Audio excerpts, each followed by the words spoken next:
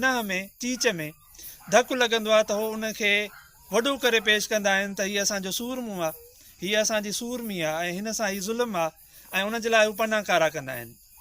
तव्हां वटि एॾा वॾा किरदार जहिड़ा जाॻंदा बहितरीन इंसान जेकी तव्हां समेत पूरे इलाइक़े जा माण्हू उन्हनि जी गवाही ॾींदा त ही तव्हांजा बहितरीन इंसान आहिनि। उन्हनि ते हिकिड़ो अखर बि न लिखियो वियो आहे।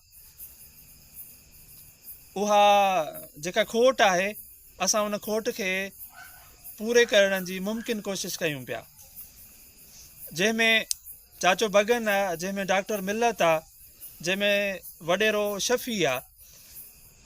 वॾेरे शफ़ीअ जी हिकिड़ी ॻाल्हि मूंखे वेझर में ख़बर पई 2-3 ॾींहं पहिरियां त हुन स्कूल क़ाइमु करण जे लाइ पंहिंजी औताक ॾेई छॾी, जेसीं ताईं ऐं पंहिंजी ज़मीन ॾियां। वॾेरे जो चवणो जेसीं ताईं पंहिंजी ज़मीन ॾियां तेसीं ताईं तव्हां मुंहिंजी औताक में ॿार पढ़ायो। पोइ पंहिंजी हुन ज़मीन ॾिनी, उते स्कूल क़ाइमु थियो।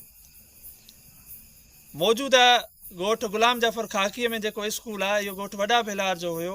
कंहिं बि ज़मीन न ॾिनी ऐं उहो मजबूर थी करे सरकार भेलारनि जे वेझो खाकियुनि खे सम्झंदे उते क़ाइमु कयो त पोइ भेलारनि जा ॿार ओॾां पढ़ंदा।